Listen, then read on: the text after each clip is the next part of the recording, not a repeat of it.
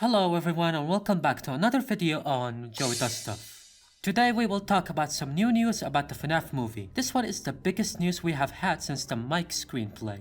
Since then, the FNaF movie development has gone quiet after that announcement until 2021. The director for the FNaF movie, Chris Columbus, the guy who made the critically acclaimed movie called Pixels,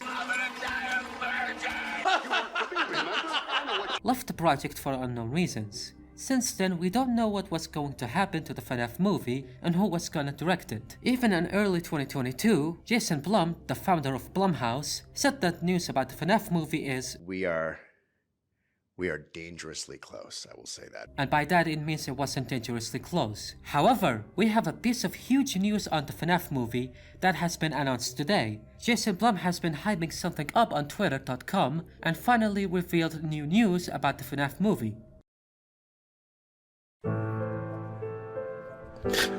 Well shit, I was meant to review the FNaF movie right about now. And the video isn't 10 minutes long. So what am I going to do? I need to pay my taxes.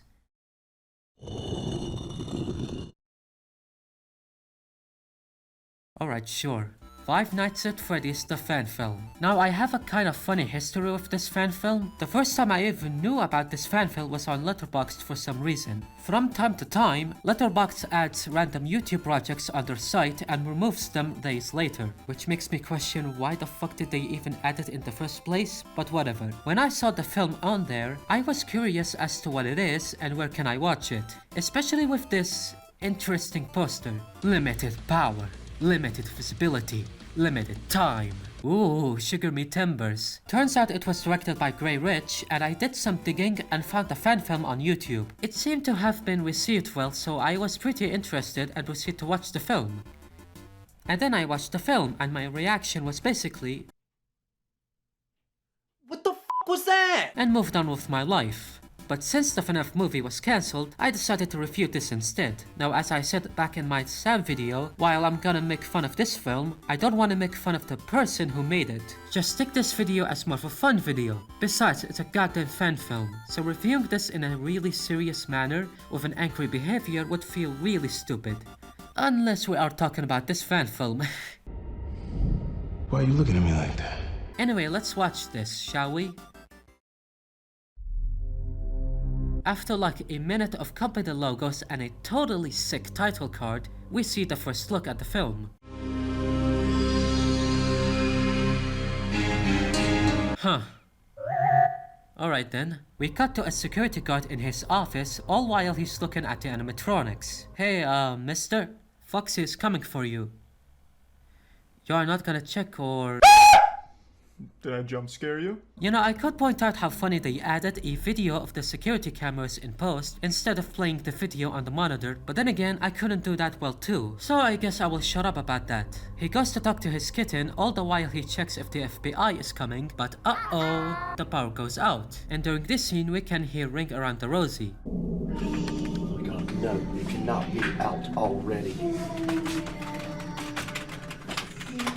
This reminds me of that shitty fan-made FNaF 3 game where it starts with that song. What do you two man idiots, your boy? Ring around. Fun fact, this fan game of FNaF 3 came out before the actual FNaF 3 got released. So due to Scott's request to change the title, the creator of said fan game renamed it to The Return of Freddy's, which resulted in the creation of the Return to Freddy's series. And that's a whole rabbit hole I don't want to get into. Anyway, the god is dead.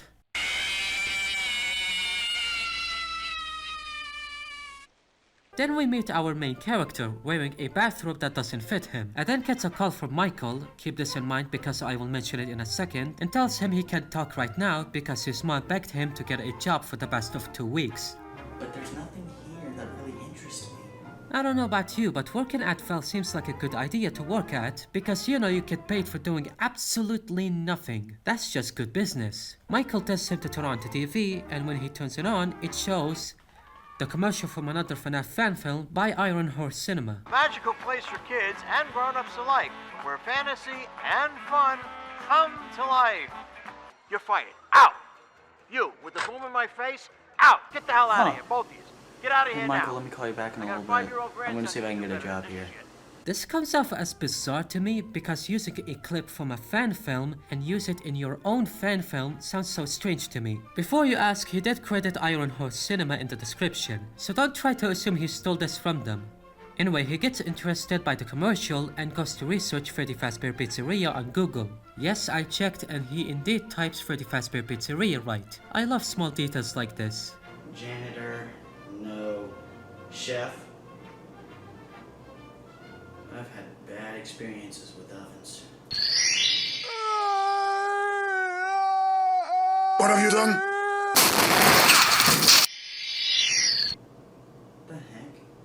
He sees a help wanted for security guards, and with no other jobs he could take, he calls the pizzeria as we learn his name. Yes, my name is Mike Schmidt.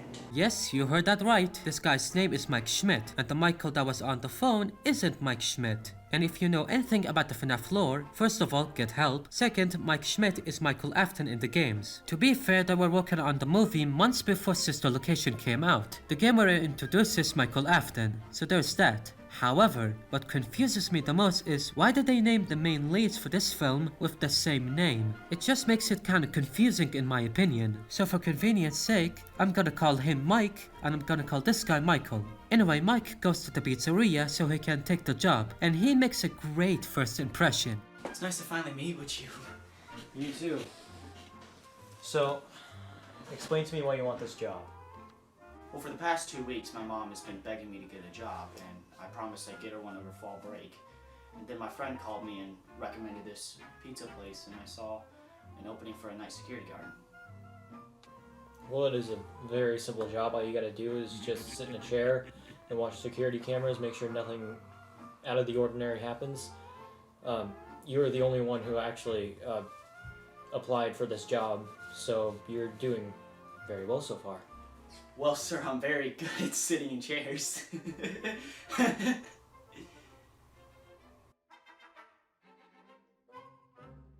Anyways, back to business.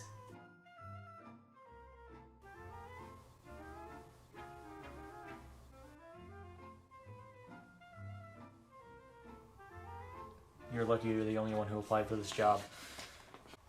Now, just sign these papers. He does sign the contract, and the owner, whose name is Calvin, leads him to the office. He also tells him that the power runs on a generator because he wants to cut costs. It's pretty much an explanation as to why the power runs off quicker than my wife.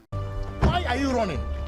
Why now? We cut to the night shift where Mike goes to the office, and can I just say that I kinda like how they try to replicate the FNAF 1 office, especially with the number of posters that are on the wall, so you're gonna have to give some credit for it. Though I'm not a fan of the walls, they used a silver wallpaper according to the director, but it just looks like something out of Chuck's house. Jesus. That scared me. This moment was actually foreshadowed before. Back when Mike signed the contract, it says, every night at 12:30 AM, the phone will go off. It might give you a jump scare. Remember kids, always read contracts before signing. The phone call starts and it's just a phone call from FNAF 2, which is I guess a fine decision to use instead of the FNAF 1 phone calls. Though later on night 2, the phone guy mentions that you have to flash Foxy to get him away. Hey listen, that one was always a bit twitchy. If for some reason he activates during the night, and you see him standing at the far end of the hall, just flash your light at him from time to time. That works only for wedded Foxy, not OG Foxy. Hell, this information doesn't even come into a play later, because Foxy is barely in the movie anyway. Hours have passed, and Mike is pretty much bored as every night shift guard would feel. I mean, nothing even happens on this night. Sure, Bonnie moves from the stage, and later on, we hear kids laughing outside of the office.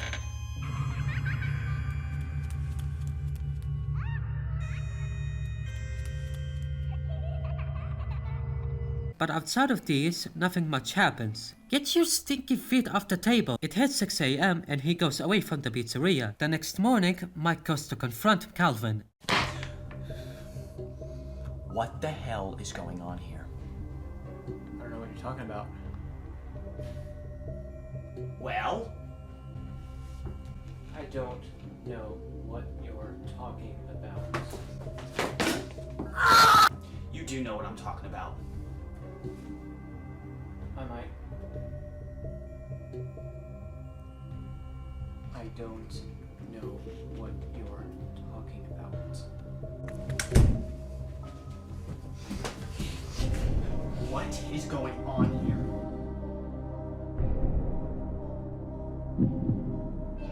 I don't have to disclose anything to you. In that case, I quit. He can't quit because the contract says that he still has to work for 5 nights at Freddy's. There it is! There it is! By the way, when we see Calvin grabbing the contract, we can see the Silver Eyes book, which seems like a clever reference, but this doesn't make sense to be here. First of all, this book literally treats the animatronics like killer robots, so this doesn't give the company a better image, as if they weren't already. And second, William Afton, or Dave Miller, is in this book, so using a real-life murder's name in your book feels really exploitative for this universe. Can you imagine people doing that in real life? Oh. Never mind. But wait, there is more! Later on, when Mike turns on the news, they said that the night guard that we saw at the opening is named Dave Miller. Does this imply that this guy's William? Well, no, because later on, we find out that William has been captured. Yeah, they actually got the guy. Really? They found the guy? Yeah, William Afton. Yeah, he was employed here in the mid-80s. So why was he named that? This goddamn book has broken my immersion. Sorry for going on about this for long. Anyway, he goes home in frustration and Mike calls him to check out the news. A horrible day for the people of Fazbear Entertainment. And yes, this is how it sounds like. I will talk about the sound mixing later. Also, the news reporter says that Dave Miller was found dead in the office with blood everywhere. Was found dead in his office. Chairs flipped Previous over, security guard was hat on killed. the ground, blood everywhere. But we do see the aftermath with not even a single drop of blood.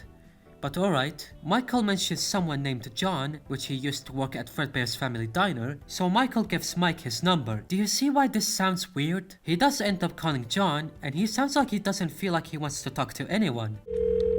Hello? John? Michael gave me this number. What do you want? Look, I got a job at Freddy Fazbear's Pizza as a night security guard. I'm in a deep hole right now. Bert, you just made the biggest mistake in your life. You don't say! I just got off the phone with Michael and he told me he can get me into this place called Fredbear's Family Diner. Fine. Alright. Well, that convinced him quickly. You meet me there in 25 minutes. You got that? Alright, see you there. And when 25 minutes is done, when we've done explaining and going through all this crap, I'm peacing. I'm not staying there for more than 30 minutes. You got me there for 30 minutes. And you have good luck on your night shift tonight, bro. I'm not even... He just hanged his phone. Why are you still talking? They get inside a family diner, which looks like a warehouse by the way, while we get random scenes of Fredbear's Family Diner's posters, and they vary in quality. This image of Fredbear is dog shit. It looks like someone took Nightmare Fredbear's face and used MS Paint to fix him. Man, I remember how this place got shut down. In 1983, I believe. My dad was getting things set up for his kid's birthday party. The thing is, these other kids were dressed up in these costumes, you know, like the animatronics. What happened next?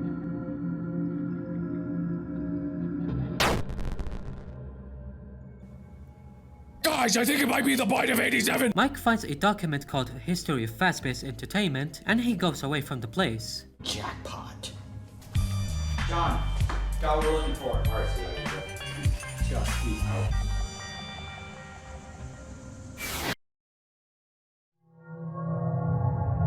It's night 2 and Mike goes to his office. Nothing out of the ordinary happens, but then I noticed something confusing. When he picks up the phone, the audio is... reversed? You couldn't just record yourself picking up the phone? Or at the very least, mute the reversed audio. What the fuck? He gets up from his office so he can know more about how they move at night. He checks out the party room and sees a poster that I'm surprised not a lot of kids got scared of it. If you are wondering, this is an official poster for FNAF, so I guess that's neat. He goes to see what's inside of the Pirate Cove, but there's nothing there. Suspicious. He goes back to his office, but uh-oh, Bonnie is outside. He closes the door, which doesn't exist by the way, and then Chica appears outside. By the way, this mask wasn't made by the crew of the movie. This is an actual official mask, and it looks like this. And if you think that's bad, take a look at this.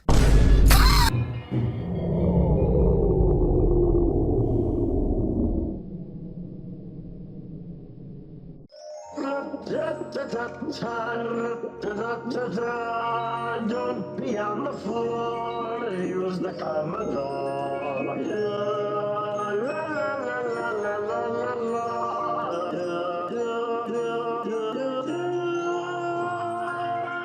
Don't be on.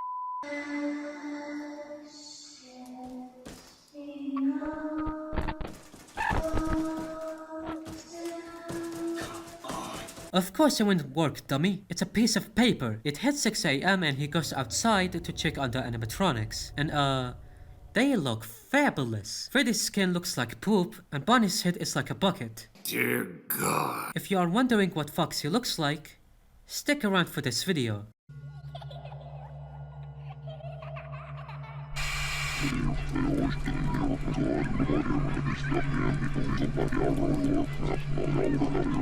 Long night, Mike? Mike visits Michael's house and he shows him the document he found back at Family's Diner. Inside of it shows 2 missing posters with obviously stock images of kids. But hey, at least it isn't a real fucking missing poster. Michael explains that these were the kids that caused the bite of 83 and were killed by William Afton. And as I mentioned before, he has been caught. Come on, let's go. Wait, Mike, it wasn't just these 2 kids. It was 5 kids. It was 5 kids? And their bodies were never found. Yep. They go to the pizzeria and Michael goes into the closet and sees the masks and gets really horrified by them. I mean, I would too if I saw this thing looking at me. Michael goes into the office and looks at the drawers, but there's nothing there. Mike tells him to check on Calvin's office and then this happens?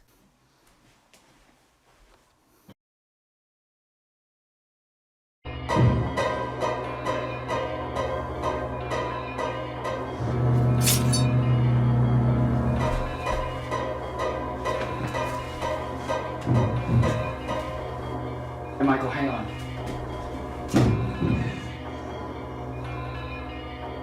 Yes, my friend has been stabbed. I'm at Freddy Fazbear's Pizza in downtown. Alright, an ambulance is gonna be here in 2 minutes. He went that way.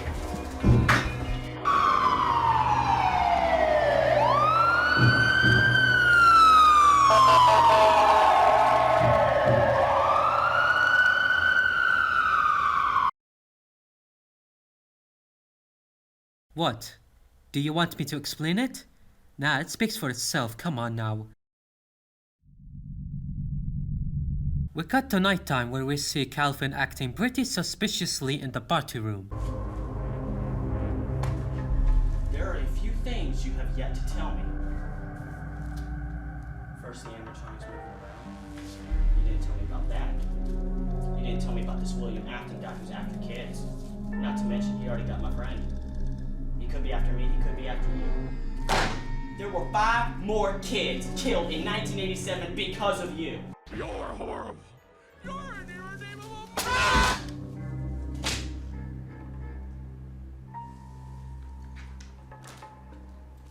We're closing down tomorrow.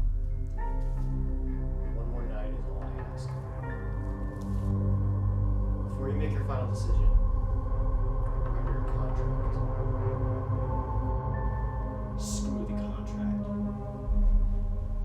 Hello? See, I told you wouldn't have any problems. Did Foxy ever appear in the hallway? Motherfucker, he wasn't even in the Pirate Cove. The killer shows up outside of the office and he uses his knives to scare Mike. He goes to check only to see nothing outside, so to protect himself, he then tries to go to the kitchen to grab a knife, while the animatronics looks at the camera. Kinda confuses me why Scott didn't use this render in the final game. Oh yeah, this render wasn't in the game. Your life has been a huge light this whole time. Side note, what's up with the filter? They used this bizarre dark filter to, I guess, make the scenes scarier. They didn't even shoot the nighttime scenes at night. I also mentioned this to explain why the flashlight looks like this. He sees that one of the knives is missing and hears noises behind him, so he hides in the kitchen.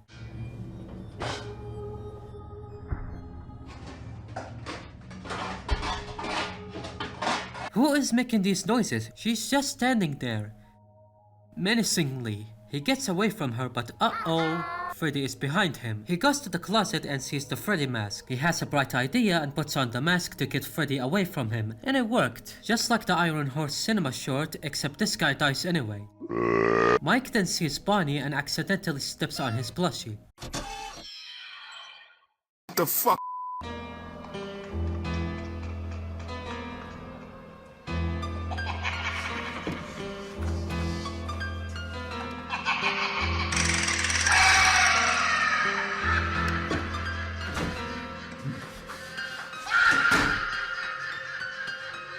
He does get inside and luckily for him, it hits 6 AM. Then it cuts to the morning where we see a maintenance named Morris. My name's Mike Schmidt. I used to work here as a nighttime security guard. What's your name? Marvin Henry. Everybody calls me Morris. Mike asks what happened to Foxy and tells him that in November 1987, he bit off some kid's frontal lobe. He is here to shut the animatronics down and mentions the 5 missing kids incident. Oh, here's why I shut them down.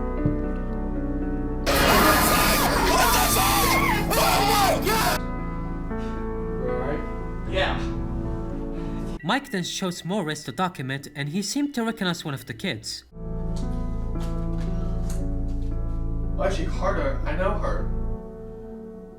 She died 30 years ago. Well, fuck you, I have friends in the afterlife. He says he knows the grandmother of the victim, Leslie Carter. Man, I'm sure her father is a nice person. Do you really think that this, makes any difference? Oh, really? Morris, can you give me her number? I want to talk to her. Sure. He finds the house of Carter's grandmother, and for a split second you can see the iPhone screen reflecting the camera. I'm writing this script at 3 AM, what am I doing? Well, I'm recording this at 4 PM, and look how much I recorded. Oh my god, what the fuck? My name is Mike Schmidt. We spoke on the phone earlier today. Yes, I do. Hello, Mr. Schmidt. Come in. Thank you. They sit down and Mike wants to talk about Leslie with her, and I figured I should explain what they are saying in this entire scene, because you can't hear anything they say because the music is so loud, oh my god. These weird things happen. I sense the presence of the spirits of the children, robots moving around, Now about the music, it's been composed for the movie, and to be fair, it does sound decent. However, the problem is that the sound mixing is so bad that it makes the music sound so annoying due to how fucking loud they are, which makes scenes that are supposed to deliver dialogue or exposition kinda unhearable. I had to wear headphones to understand what they are saying. It's just so bizarre. This isn't even the worst case scenario for sound mixing. Now you worried about me getting my wish. You just worried about me getting my wish in the truck. Now you worried about me getting my wish.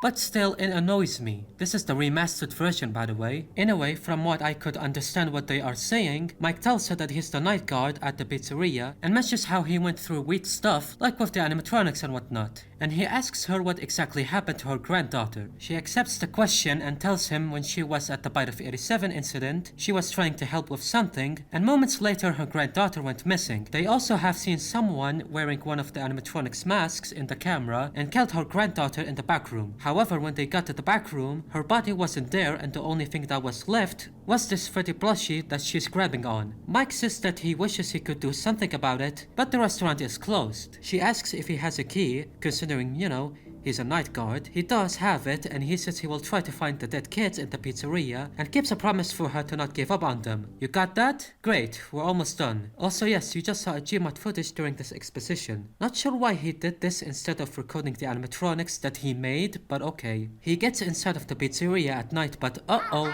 the killer is here. He hides in the pirate cove, and the killer goes to the closet, while a totally real poster is next to it. And then Mike goes to confront him.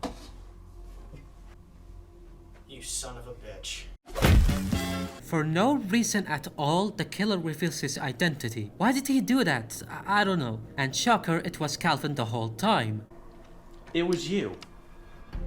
This entire time, it was you. Calvin, why are you doing this? 1983. They took my son. What are you talking about?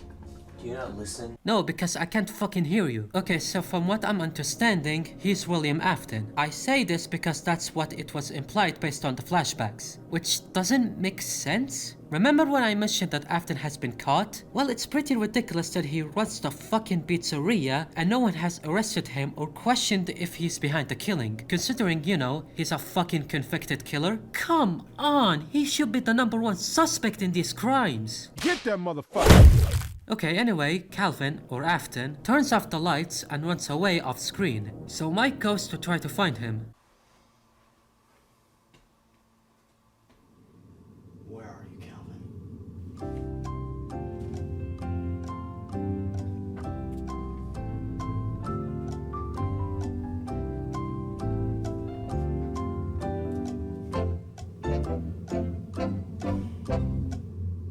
Lost him. Huh, you don't say. Calvin goes back to the closet, but uh-oh, one of the souls shows up there. He uses Bonnie's mask to scare him off, and then we get a recreation of Afton's death from FNAF 3. How do you think they pulled it off?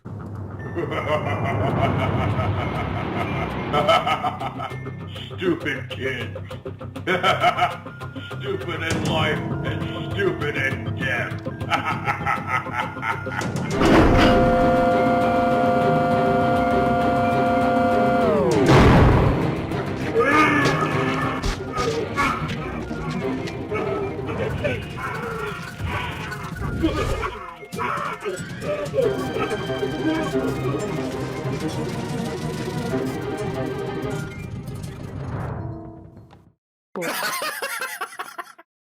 All I could say is that he suffered less than how Afton got killed in the FNAF games. I mean, sure, his head is fucking crushed, but at least it's not his entire body. Mike calls the grandmother and tells her that Afton is dead, but he still didn't figure out where the dead kids are. Moments has passed and he goes to check on the animatronics. He then smells the awful smell coming from them, and then he goes to the basement and sees that the room hasn't been visited for a while. He sees a box and inside of it are discs contains phone calls. He goes to his office and puts on 2 discs, with them being about how the spring clock works. This scene only exists to explain why Afton died. However, this leads me to my issue with the whole movie. Yeah. This movie is really slow, with scenes going on for too long that it honestly made me bored. And look, I get what they are trying to do here. They are trying to build up suspense during the night shift, and I understand that the director wants to focus on the characters in the movie more, but the execution isn't that good. I feel like if the movie is a little bit shorter, the pacing would have been slightly better. Hell, it would be cool if this was like a short film, but hey, he wanted to do a full-length movie, so there's that. Also, he did actually make a FNAF short film, but he says that it's garbage, so there's that. In my view, the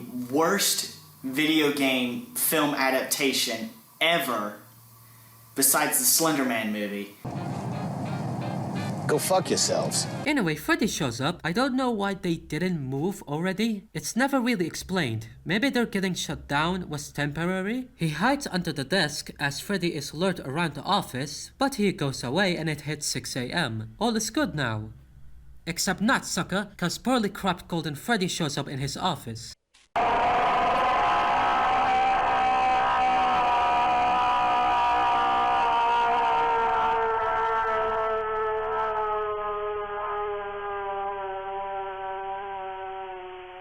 Well, that just happened.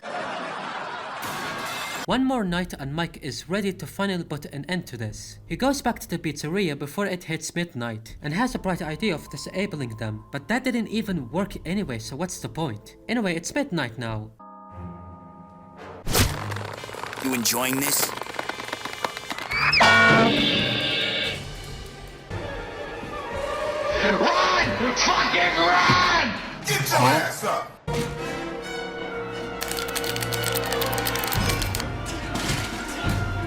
What the hell? Hey, watch us happen! Well, don't look at me like I'm frickin' Frankenstein. Give your father a hug.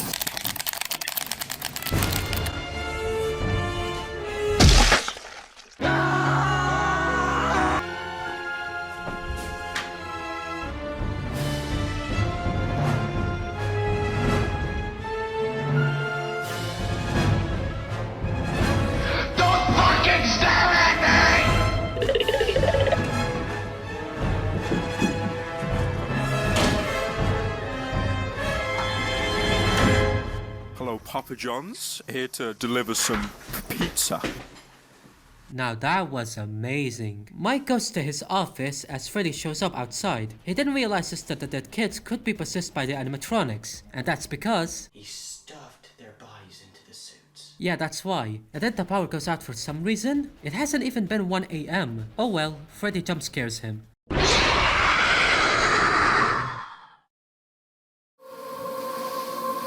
Hello. Jesus here. Kill yourself now! We cut to Mike stuck in the suit as Freddy grabs him by the throat and tries to put the mask on. However, Mike grabs a conveniently placed stick, hits Freddy's side, and quickly runs away. Wow, you suck, Freddy Fazbear. He tries to remove the suit, but Chica sees him and tries to kill him. Then Mike grabs the stick and stabs Chica and removes her mask. He successfully removes the suit when he remembered the tip on how to remove the suit from Phone Guy. And also you may wonder, how is Foxy like in this movie?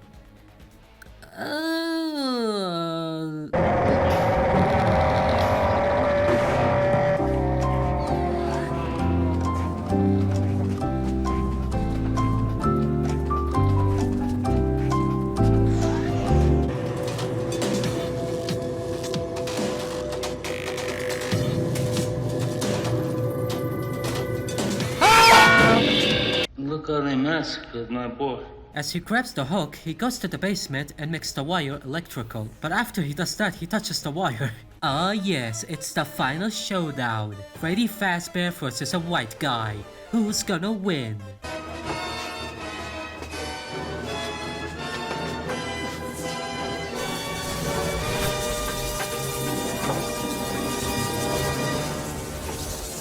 Oh, it was that easy.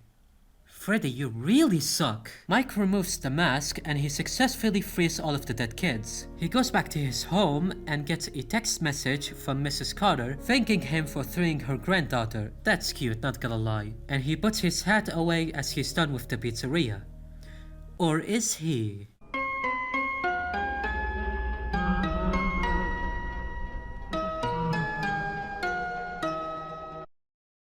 Well, that was the weirdest experience I have ever had. To make things clear, I am not making fun of the director of the movie, or saying that I am better than him, cause that is the last thing I want to leave the video off with. You're gonna have to give him some credit. The son of a bitch made a feature-length fan film, and you can see that he tries to be as faithful to the games, with the posters, the office layout, and even making the animatronics by themselves. Except for Chica, because that mask is already scary, and I can honestly respect his dedication, even if I'm not a big fan of this fan film. And I have also learned some interesting stuff from behind the scenes, like how he rented a theater just so he can premiere his movie, and he got about 113 audiences for his film. Obviously some of the audiences are his friends and family, but still that's a lot of them, and it's pretty nice to see them congratulating him for making the thing and also doing a speech thanking all of the cast and crew. My grandmother pulled me aside. She said that was the most amazing speech she ever heard. Aw, that's nice. She described it as a mix of Steve Jobs and President Trump. Wait, what? My fellow Americans, I'm gonna thank my crew for my FNaF movie. I would like to end this video with this statement from the director himself. March 3rd, 2017 premiere night just reminded me that you can accomplish anything you put your mind to, even if it takes up 496 days of your life. It was totally worth it. I have my parents to thank, I have my friends to thank, I have all the people who came to see the film and support us to thank, because who would have knew? This film may have never gotten done.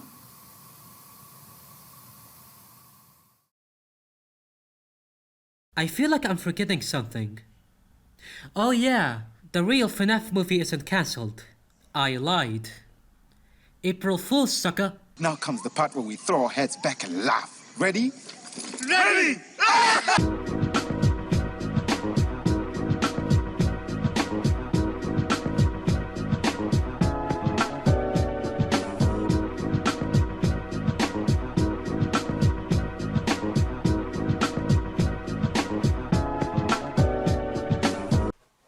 Oh, yeah, Mike. Yes, sir. Your security outfit is in the back room.